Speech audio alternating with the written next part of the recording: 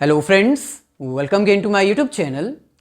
आज की इस वीडियो में हम बात करेंगे फाइनेंशियल अकाउंटिंग के एक वेरी इंपॉर्टेंट टॉपिक के बारे में, that is valuation of inventory. Valuation of inventory एक इंपॉर्टेंट चैप्टर है फाइनल एग्जाम के पॉइंट ऑफ व्यू से। इन्वेंट्री वैल्यूएशन के जैसे कि आपको पता है कि बहुत सारे मेथड्स हैं, डिफरेंट मेथड्स की हेल्प से हम इन्वेंट्री की वैल्यूएशन करते हैं। लेकिन क्योंकि ये हमारे पास इन्वेंट्री वैल्यूएशन का फर्स्ट लेक्चर है, तो आज के इस लेक्चर में हम सबसे पहले कुछ बेसिक कॉन्सेप्ट्स आपको एक्सप्लेन करेंगे और फिर बेसिक कॉन्सेप्ट्स एक्सप्लेन करने के बाद हम न्यूमेरिकल क्वेश्चन स्टार्ट करेंगे। आज के इस लेक्चर में हम 2 मेथड्स को कवर करेंगे, जिसमें से सबसे इंपॉर्टेंट मेथड होगा FIFO method, FIFO, first in first out method.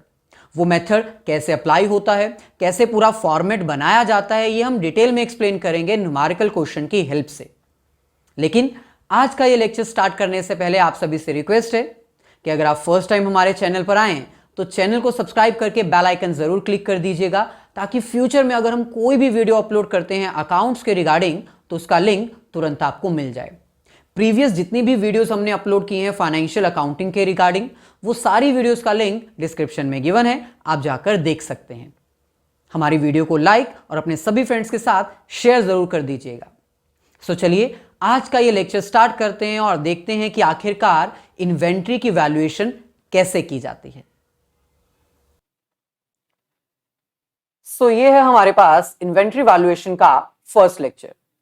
क्योंकि ये हमारे पास फर्स्ट लेक्चर है, इसलिए डायरेक्ट न्यूमेरिकल स्टार्ट करने से पहले हम इसके कुछ बेसिक कॉन्सेप्ट्स कवर कर लेते हैं, यानी कि जान लेते हैं कि आखिरकार ये इन्वेंट्री होता क्या है। बेसिकली इन्वेंट्री डिपेंड करती है टाइप ऑफ बिजनेस ऑर्गेनाइजेशन के ऊपर।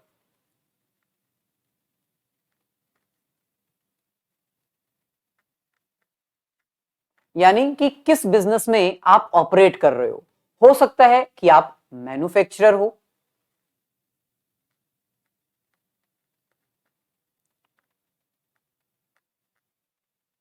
हो सकता है कि आप होलसेलर या फिर हो सकता है कि आपका बिजनेस डायरेक्ट रिटेलर का हो। Depending upon the type of business आपके लिए इन्वेंट्रीज अलग अलग तरह की हो सकती हैं। जैसे फॉर एग्जांपल अगर हम बात करें मैन्युफैक्चरर की, तो मैन्युफैक्चरर वो पर्सन है जो रॉ मटेरियल को एक्वायर करके डिफरेंट स्टेजेस में प्रोसेस करके फिनिश गुड्स को मैन्युफैक्चर करता है और कस्टमर्स तक पहुंचाता है। एक मैन्युफैक्चरर के लिए इन्वेंट्रीज में क्या क्या काउंट किया जाएगा।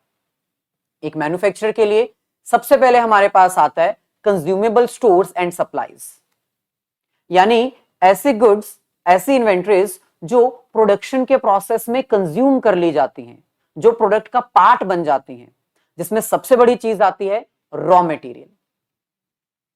फॉर एग्जाम्पल अगर एक मैन्युफैक्चरर की हम बात करें जो कि वुड्स से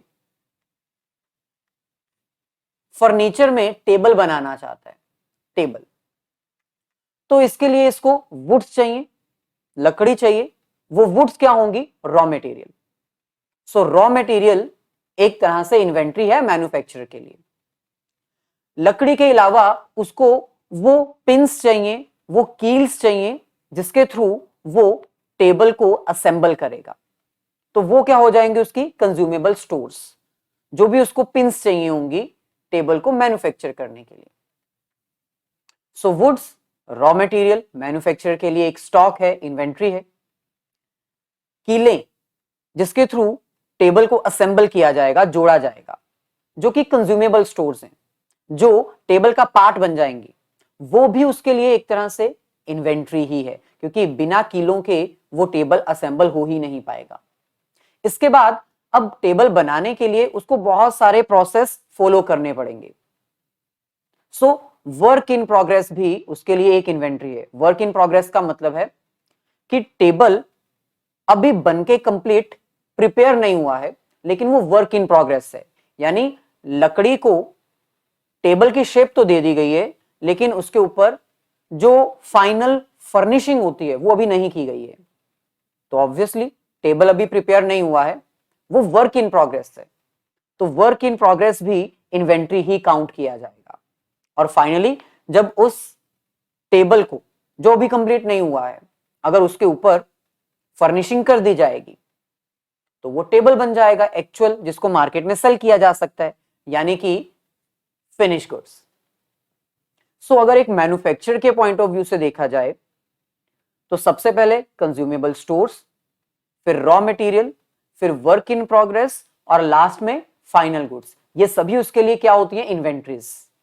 वहीं पर अगर हम होलसेलर की बात करें तो होलसेलर के लिए कंज्यूमेबल स्टोर्स, रॉ मटेरियल जैसी कोई चीज या वर्क इन प्रोग्रेस जैसी कोई चीज होगी ही नहीं, क्योंकि वो तो मार्केट से डायरेक्ट रेडीमेड प्रोडक्ट्स उठाता है और सेल कर देता है। तो होलसेलर और रिटेलर दोनों के लिए जो फिनिश गुड्स हैं वही केवल इन्वेंट्री में काउंट की जाएंगी। सो इन शॉर्ट, इन्वेंट्री का कोई एग्जैक्ट मीनिंग नहीं है।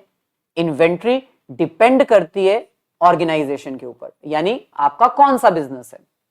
सो हम मैन्युफैक्चर के पॉइंट ऑफ व्यू से देखेंगे वो गुड्स जो कंज्यूमेबल स्टोर के रूप में यूज की जाती हैं, जो प्रोडक्ट का पार्ट बन जाती हैं।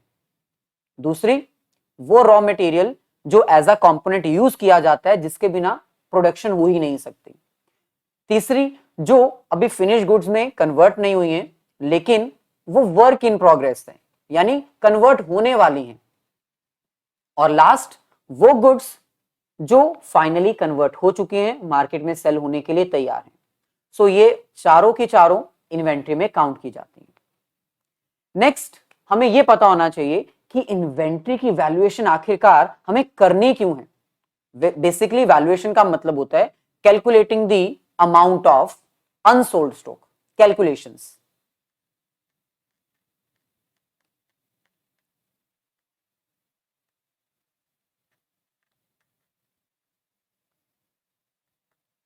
मतलब ऐसा स्टॉक जो करंट ईयर में सेल नहीं हुआ, और बेसिकली ये हर बिजनेस में होता है। कोई भी बिजनेस इतना परफेक्ट नहीं है कि वो करंट ईयर में अपने सारा प्रोडक्ट सेल कर सके। सो हर बिजनेस में कुछ ना कुछ ऐसा स्टॉक होता है जो मार्केट में सेल नहीं हो पाता, तो उसकी हमें वैल्यूएशन करनी पड़ती है। उसी को हम कहते हैं वैल्यूएशन ऑफ इन्वेंट्री। लेकिन क्वेश्चन ये है कि हमें वैल्यूएशन करनी क्यों है? Why there is need for the valuation? Simple है, दो सिचुएशंस हो सकती हैं। फर्स्ट हमारे पास है ओवर वैल्यूएशन,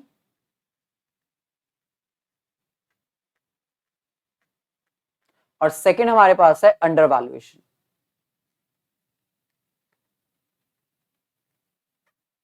ये दो सिचुएशंस हो सकती हैं।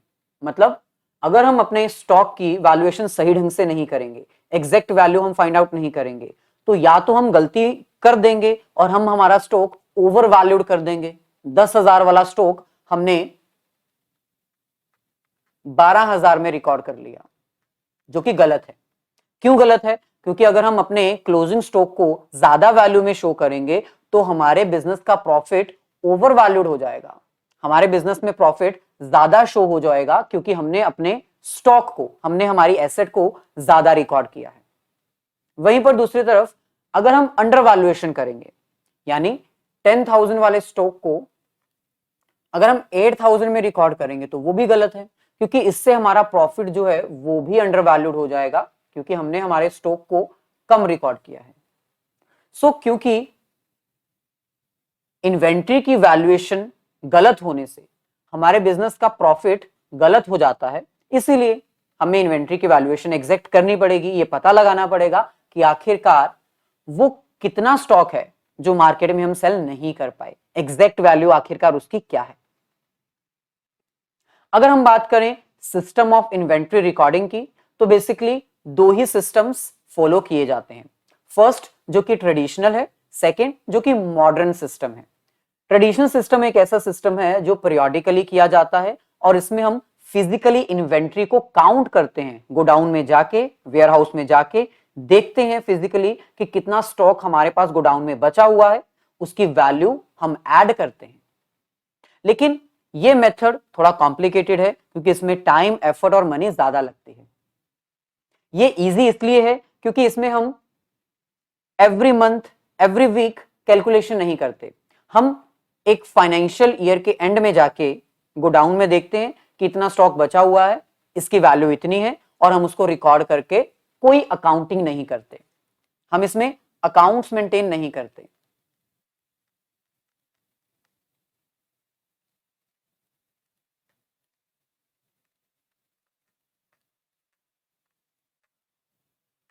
सो ऐसे सिस्टम में हम अपने अकाउंट्स मेंटेन नहीं करते, इसलिए ये ट्रेडिशनल सिस्टम है। अब अगर हम बात करें मॉडर्न सिस्टम की, तो ऑब्वियसली क्योंकि ये एक मॉडर्न सिस्टम है, इसमें हम पीरियोडिकली अकाउंट्स बनाते हैं, लेजर्स बनाते हैं, हम पता लगाते हैं कि हमें कब कितना स्टॉक रिसीव हुआ, हम रिसीविंग के रिकॉर्ड बनाते हैं, फिर हम ये भी रिकॉर्ड बनाते हैं कि हमने कितना स्टॉक इशू कर दिया यूज करने के लिए, कितना हमारा स्टॉक मार्केट में सेल हो चुका है, और लास्ट में हम ये भी देखते हैं कि कितना बैलेंस स्टॉक हमारे पास बचा हुआ है। और क्योंकि ये वीकली या मंथली प्रिपेयर किया जाता है, इसलिए ये प्रिपेयर करना थोड़ा इजी होता है। So daily maintaining the records on issue और usage of stock along with the counting for any loss and wastage. हम इसमें लॉस और वेस्टेज को भी ध्यान रखते हैं, जबकि यहां पर लॉस्ट वेस्टेज का कोई ध्यान रखा ही नहीं जाता है, क्योंकि हम ईयर के लास्ट में जाके काउंटिंग करते हैं, इसलिए कब कितना लॉस हुआ, कितना स्टॉक खराब हो गया, इसका कुछ पता चल ही नहीं पाता।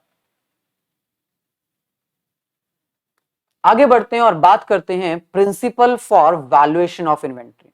अब ये प्रिंसिपल नॉर्मली हर स्टूडेंट को पता होगा। इन्वेंट्री की वैल्यूएशन का सबसे बड़ा एक प्रिंसिपल है, और वो क्या है? कॉस्ट प्राइस और market price which ever is less. यानी एक अकाउंटेंट को स्टॉक की कौन सी वैल्यू रिकॉर्ड करनी है? Which ever is less. अगर कॉस्ट प्राइस कम है तो उसको रिकॉर्ड करो, और अगर मार्केट प्राइस कम है तो उसको रिकॉर्ड करो। लेकिन क्यों? सिंपल रीजन है, due to the concept of conservatism, due to the concept of prudence.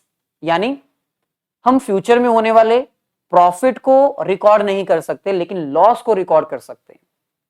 For example, अगर मार्केट में आपका 10,000 वाला प्रोडक्ट इस वक्त 12,000 का है, तो हम कौन सी वैल्यू पर उसको रिकॉर्ड करें? 12 या 10? सिंपल है, कॉन्सेप्ट ऑफ कंजर्वेटिज्म कहता है कि प्रॉफिट को रिकॉर्ड ना करो। अभी आपका प्रोडक्ट मार्केट में 12,000 का बिका नहीं है, तो इसको 12,000 का नहीं 10,000 का ही रिकॉर्ड करो, विच एवर इज लेस। और वहीं पर अगर मार्केट में ये स्टॉक 9,000 का हो चुका है, आपके पास 10,000 का स्टॉक है लेकिन मार्केट में वो 9,000 का है, तो 9,000 पे रिकॉर्ड करो, क्योंकि हमें लॉस को कंसीडर करते हुए प्रूडेंस के अकॉर्डिंग, कंजर्वेटिज्म के अकॉर्डिंग चलना है। सो विच एवर इज लेस, जिसकी वैल्यू कम होगी हम उस वैल्यू पर अपने प्रोडक्ट को रिकॉर्ड करेंगे। अब कॉन्सेप्ट क्या है? कॉन्सेप्ट ये कहता है कि मार्केट प्राइस तो हमें मार्केट से पता चल जाएगा, लेकिन कॉस्ट प्राइस क्या है ये पता लगाने के लिए हमें कैलकुलेशंस करनी पड़ेंगी। कॉस्ट प्राइस में क्या क्या काउंट किया जाता है? प्रोडक्ट कितने का परचेस किया था, उसको कन्वर्ट करने में कितने एक्सपेंसेस हुए, और एनी अदर एक्सपेंसेस डायरेक्टली या इनडायरेक्टली अगर प्रोडक्ट से रिलेटेड हैं तो वो भी कॉस्ट का पार्ट बन जाएंगे। मार्केट प्राइस पता लगाना ज्यादा मुश्किल नहीं है। मार्केट प्राइस का मतलब है जितने में प्रोडक्ट मार्केट में सेल हो सकता है माइनस जो कॉस्ट आपको बियर करनी पड़ेगी प्रोडक्ट को सेल करने के लिए। फॉर एग्जाम्पल, मार्केट में प्रोडक्ट 10,000 का बिक सकता है, लेकिन 1,000 रुपीज आपको उसके ऊपर कमीशन देनी पड़ेगी, इसलिए फाइनल मार्केट प्राइस क्या होगा? 9,000। So market price find out करना ज्यादा मुश्किल नहीं है, ज्यादा डिफिकल्टी आती है कॉस्ट प्राइस फाइंड आउट करने में। यह पता लगाना कि अभी हमारे पास कितने कॉस्ट प्राइस का स्टॉक बचा हुआ है, कितना अनसोल्ड स्टॉक है, उसकी वैल्यू क्या है, यह पता लगाना इंपॉर्टेंट है। सो इसीलिए आज हम डिफरेंट मेथड्स में से अपने फर्स्ट 2 मेथड्स को सॉल्व करेंगे न्यूमेरिकल क्वेश्चन की हेल्प से।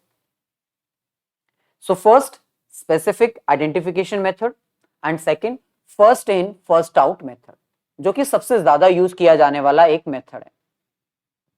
सो चलिए सबसे पहले हम इन्वेंट्री वैल्यूएशन के फर्स्ट मेथड को अंडरस्टैंड करते हैं और इसका क्वेश्चन सॉल्व करते हैं। तो सबसे पहले स्पेसिफिक आइडेंटिफिकेशन मेथड होता क्या है? जैसे कि इसके नेम से ही पता चल रहा है, स्पेसिफिक आइडेंटिफिकेशन मेथड बेसिकली एक ऐसा मेथड है जिसमें हम फिजिकली एक एक इन्वेंट्री को आइडेंटिफाई करते हैं उसकी कॉस्ट की हेल्प से, और फिर उसके बाद क्वांटिटी कितनी होगी हमारे पास उसको मल्टीप्लाई कर देंगे उसकी कॉस्ट से, और जो वैल्यू हमारे पास आएगी वो बचेगी हमारे पास अनसोल्ड स्टॉक का प्राइस। यानी ये सिंपलेस्ट मेथड है, सबसे इजीएस्ट मेथड है, कोई ज्यादा कैलकुलेशंस करने की जरूरत नहीं है। इस मेथड में फिजिकली हम एक एक इन्वेंट्री की क्वांटिटी को देखते हैं, उसकी कॉस्ट को देखते हैं और मल्टीप्लाई करके पता लगा देते हैं कि हमारे पास कितना स्टॉक बचा हुआ है। बेसिकली ये मेथड तब यूज किया जाता है जब एक बिजनेस ऑर्गेनाइजेशन में ज्यादा क्वांटिटी में डिफरेंट डिफरेंट वैरायटी का स्टॉक अवेलेबल ना हो। यानी क्वांटिटी भी कम होनी चाहिए और वैरायटी ऑफ स्टॉक भी कम होनी चाहिए। ये नहीं कि एक बिजनेस में 10, 15 या 20 तरह के स्टॉक्स पड़े हुए हैं, तब इस मेथड को अप्लाई करना मुश्किल हो जाएगा, क्योंकि आइडेंटिफाई करना ही मुश्किल हो जाएगा एक पर्सन के लिए।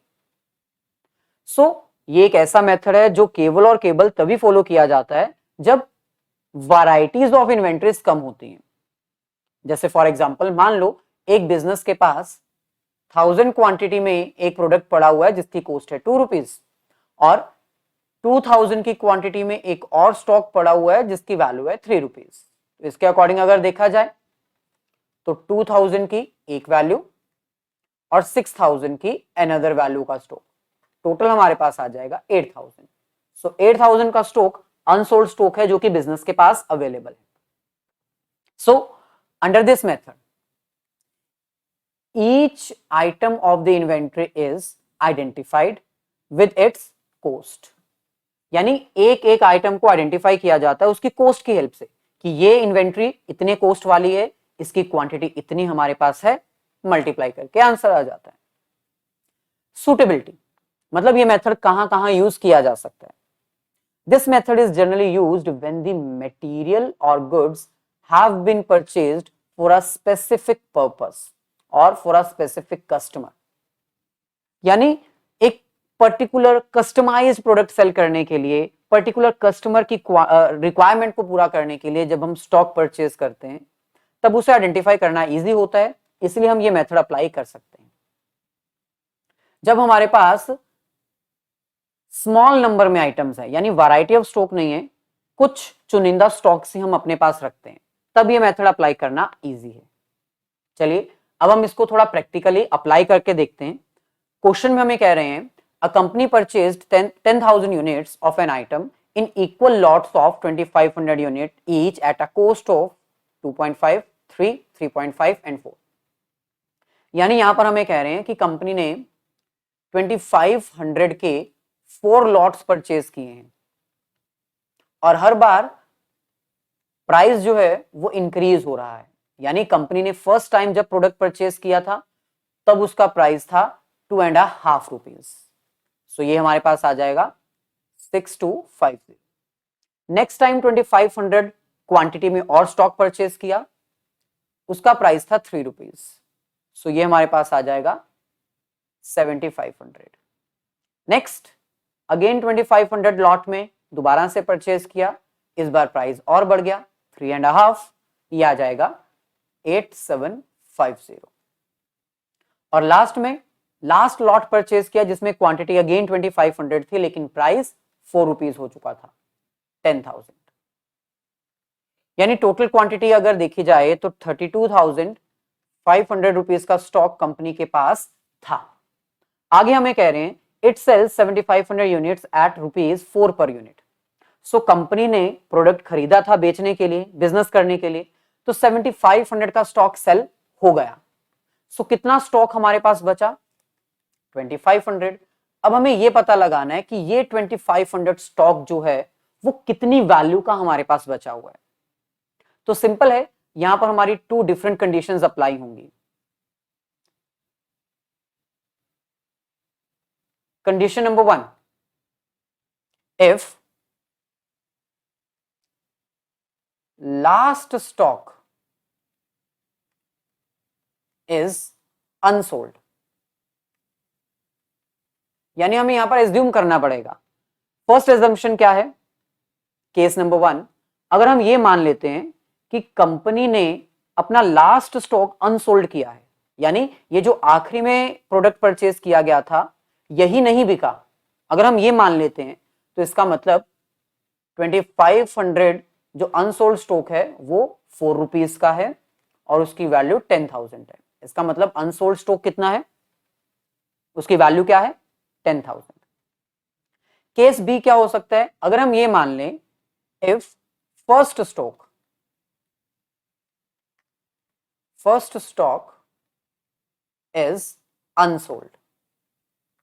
अगर हम ये मान लेते हैं कि भाई जो फर्स्ट स्टॉक है ना वो सेल नहीं हुआ था, बाकी ये सब 7500 स्टॉक सेल हो चुके हैं, लेकिन ये फर्स्ट वाला सेल नहीं हुआ था, अगर हम ये एज्यूम करते हैं तो इसका मतलब ये जो 2500 का स्टॉक हमारे पास बचा है उसका प्राइस 2.5 था, तो 6250 की क्वांटिटी का स्टॉक हमारे पास बचा हुआ है। यानी ये सिंपलेस्ट मेथड है, इसमें एक पर्सन को खुद ही एज्यूम करना पड़ता है कि हमारे पास कौन सी वैल्यू का स्टॉक बचा हुआ है। अगर इस क्वेश्चन में हम थोड़े से चेंजेस कर दें, मान लो यहां पर आता 7000, यहां पर लिखा होता it sales 7000 units at ₹4 per unit. 7000 unit बिक चुके हैं, इसका मतलब अब हमारे पास 3000 यूनिट्स हैं जो कि अनसोल्ड है। अगर अब हम इसकी कैलकुलेशन करें तो अगेन हमें यहां पर अगेन 2 डिविजन्स करनी पड़ेंगी। Division number 1, if last stock is unsold,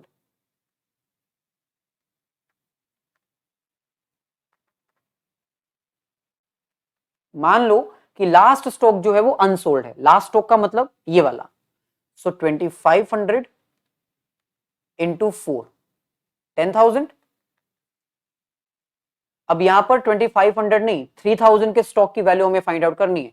2500 तो यहां हो गया, बाकी बचा हुआ 500 स्टॉक हम यहां से लेंगे, यानी ये वाला स्टॉक भी नहीं बिका, इसकी वैल्यू 3.5, तो ये हमारे पास आ जाएगा 1750 और अब टोटल वैल्यू आ जाएगी 11,750।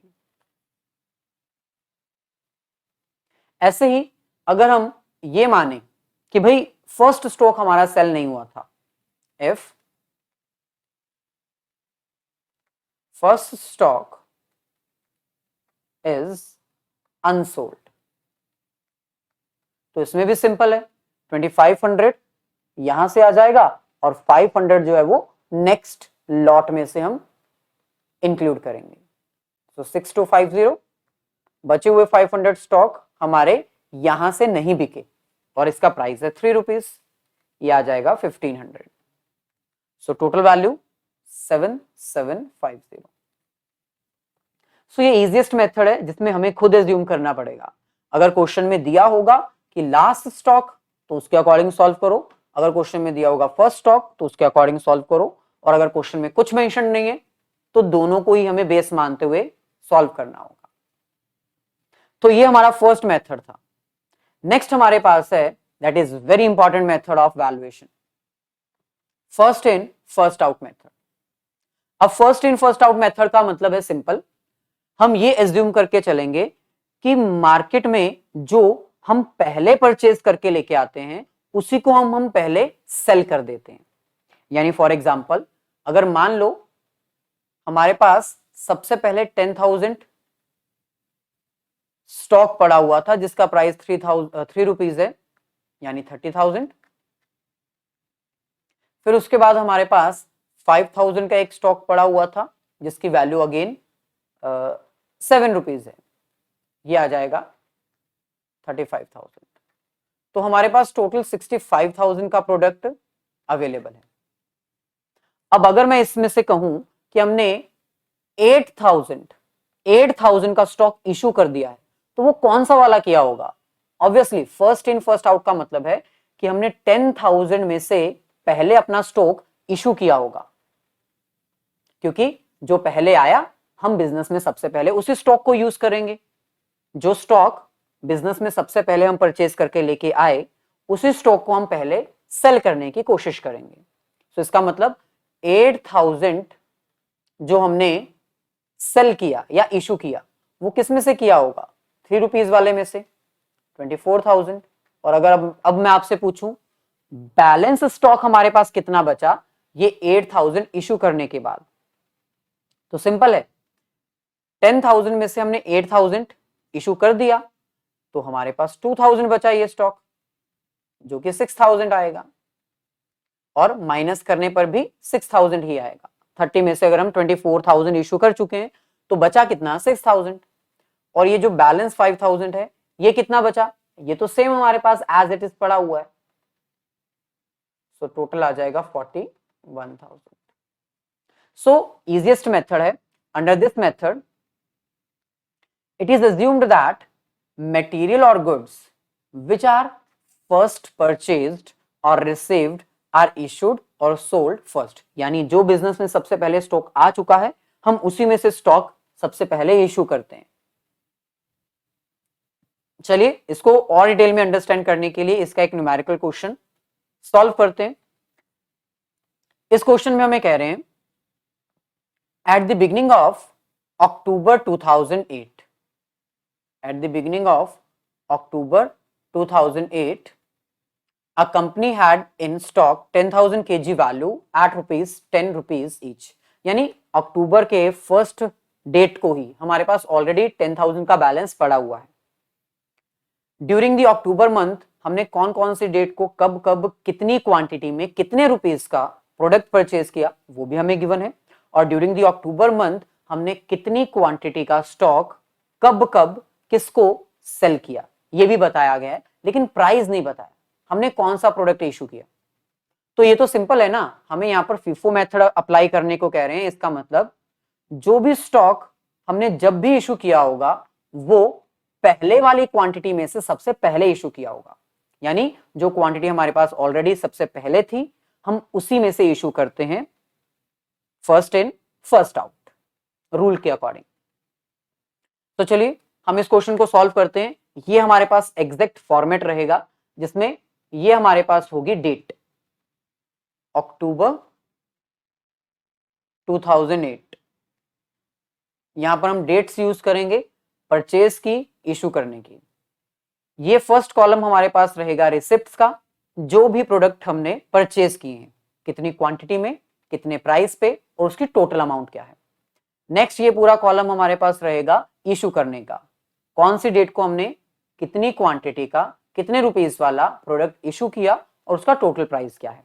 और लास्ट में क्योंकि हमें क्लोजिंग स्टॉक फाइंड आउट करना है तो हमें बैलेंस का कॉलम भी बनाना पड़ेगा, जिसमें हम लिखेंगे कि कितनी क्वांटिटी कितने रुपीस वाली हमारे पास बैलेंस अवेलेबल है। तो चलिए सबसे पहले, जैसे कि आपको पता है कि 1 अक्टूबर को ऑलरेडी हमारे पास बैलेंस है, हमने परचेज नहीं किया है, हमने इशू नहीं किया है, हमारे पास ऑलरेडी 10,000 का बैलेंस है। तो हमारा क्वेश्चन बैलेंस से ही स्टार्ट होगा। 10,000 यूनिट्स है हमारे पास, एक यूनिट का प्राइस 10 रुपीज है, तो टोटल हमारे पास ये आ जाएगा 1 लाख। इसके बाद क्वेश्चन में हमें कह रहे हैं हमें डेट वाइज चलना है, यानी 7 ये पहली है, हम यहां पर नंबरिंग कर सकते हैं। इसके बाद दूसरे नंबर पे 14 अक्टूबर, देन इसके बाद हमने इशू किया, थर्ड एंट्री हमारी ये आएगी। देन 24 अक्टूबर, फोर्थ एंट्री ये आएगी, और फिर से हमने इशू किया, फिफ्थ एंट्री ये आएगी।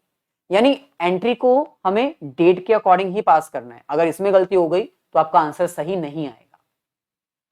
सो सबसे पहले फर्स्ट एंट्री हमारे पास है 7 अक्टूबर, 4000 kg का हमने क्वांटिटी का रॉ मटेरियल या फिर इन्वेंट्री परचेज की, जिसका प्राइस है 12.5। तो चलिए हम यहां पर रिकॉर्ड कर सकते हैं इसको। 4 अक्टूबर, क्वांटिटी 4000 यूनिट्स, प्राइस 12.50। सो इसको मल्टीप्लाई कर देंगे, ये हमारे पास आ जाएगा 50,000। यहां पर हमने कोई प्रोडक्ट इशू नहीं किया है, तो यहां पर हम कुछ भी नहीं लिख सकते। अब हम बात करते हैं बैलेंस की। ये हमारी फर्स्ट एंट्री थी, यहां पर हमारी ये एंट्री खत्म हो चुकी है।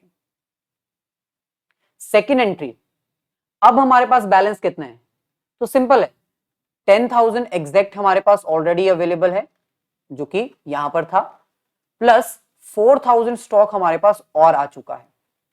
ये जो 10,000 का स्टॉक था इसकी वैल्यू 10 रुपीज थी, और ये जो 4,000 का स्टॉक अभी हमने लिया इसकी वैल्यू है 12.5। तो इसके अकॉर्डिंग हमारे पास 1 लाख का स्टॉक सबसे पहले वाला पड़ा हुआ है, और 50,000 का स्टॉक हमारे पास दूसरे नंबर पे पड़ा हुआ है, तो टोटल वैल्यू आ जाएगी 1,50,000। सो यहां पर हमारा सेकंड अकाउंट भी हो जाता है क्लोज्ड।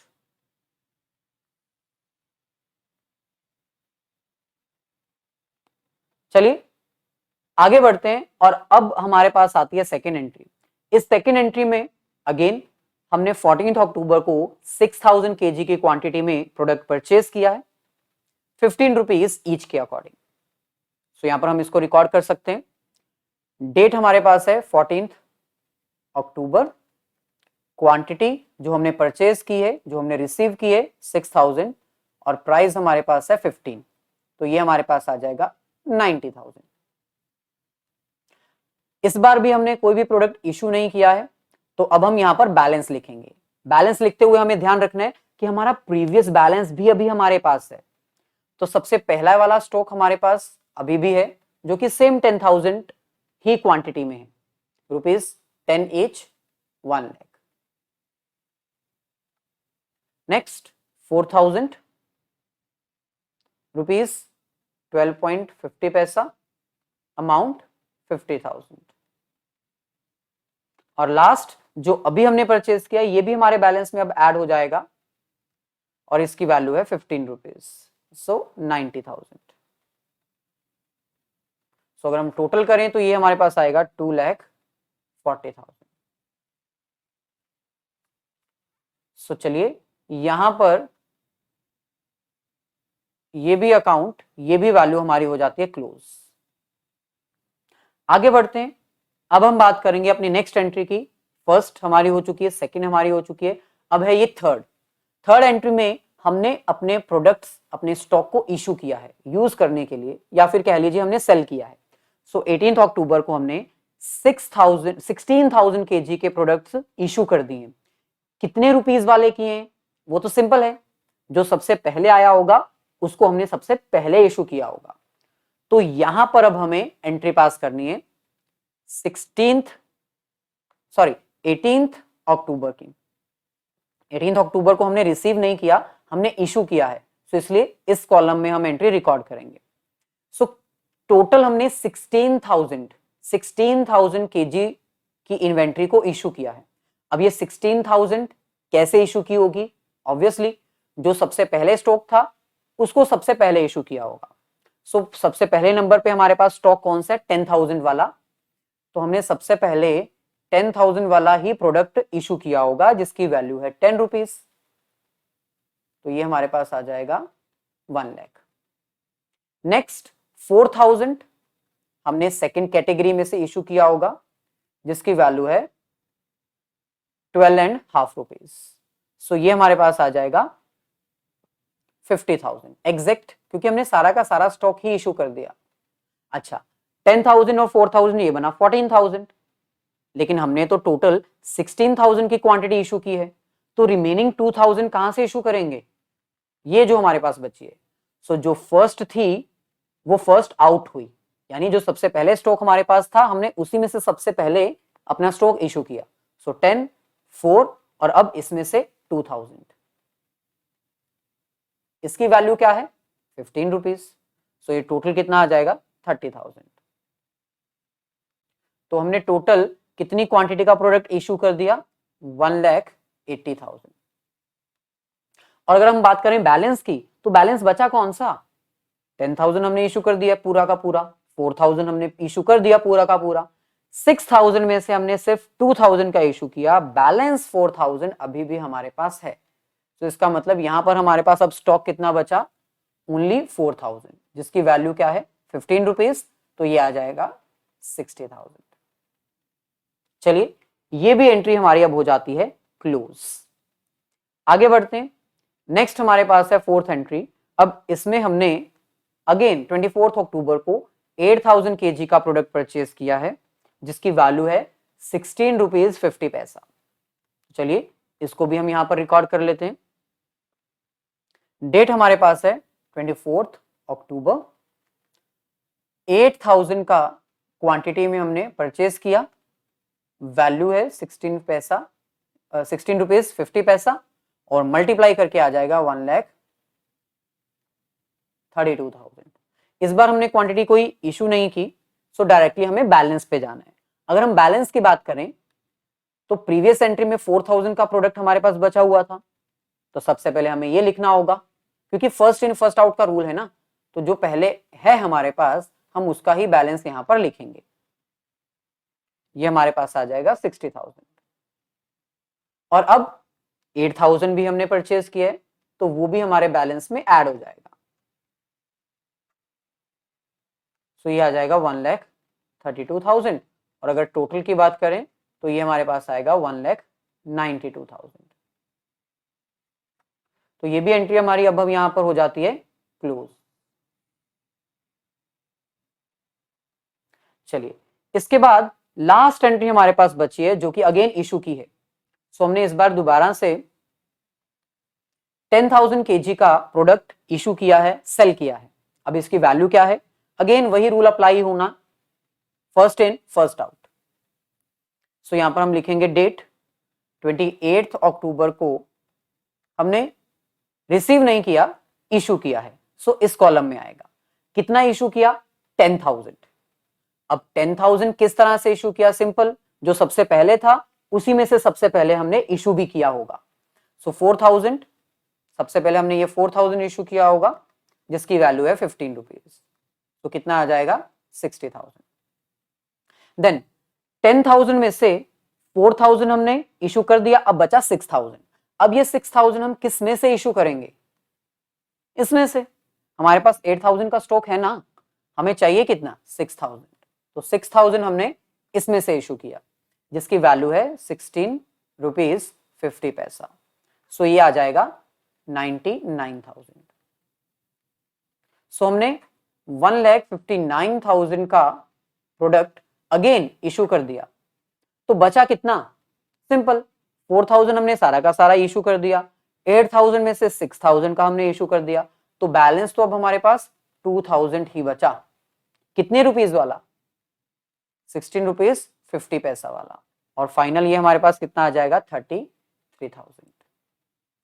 सो इसका मतलब हमारे पास कितना स्टॉक रिमेनिंग है, एग्जैक्ट वैल्यू क्या है हमारे क्लोजिंग स्टॉक की, 33,000। अगर हम इसको हाईलाइट करना चाहें तो हम लिख सकते हैं द क्लोजिंग स्टॉक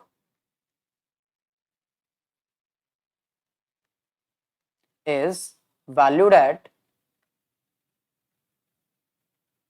rupees 33,000। और ब्रैकेट में हम लिख सकते हैं कि हमारे पास 2,000 का स्टॉक ही बचा था जिसकी वैल्यू थी 16 रुपीज 50 पैसा। सो ये हमारा आ जाएगा 33,000। So first in first out एक ऐसा फॉर्मूला है, एक ऐसा मेथड है जिसके हेल्प से हम हमेशा एज्यूम करते हैं कि जो पहले प्रोडक्ट हमारे पास था उसी को हमने पहले इशू किया, यूज किया। सो इसी के ऊपर बेस्ड हमारे पास एक और क्वेश्चन है जो आपके लिए होमवर्क है। इस होमवर्क को ट्राई जरूर करिएगा और कमेंट में आंसर जरूर बताइएगा। जिसका आंसर करेक्ट होगा उसके कमेंट को हम लाइक और हार्ट जरूर देंगे। सो मिलेंगे नेक्स्ट सेशन में। आई होप ये वीडियो आपको हेल्प करेगी आपके कॉन्सेप्ट्स को और अच्छे से क्लियर करने के लिए। अगर वीडियो अच्छी लगी है तो इसको लाइक और अपने सभी फ्रेंड्स के साथ शेयर जरूर कर दीजिएगा।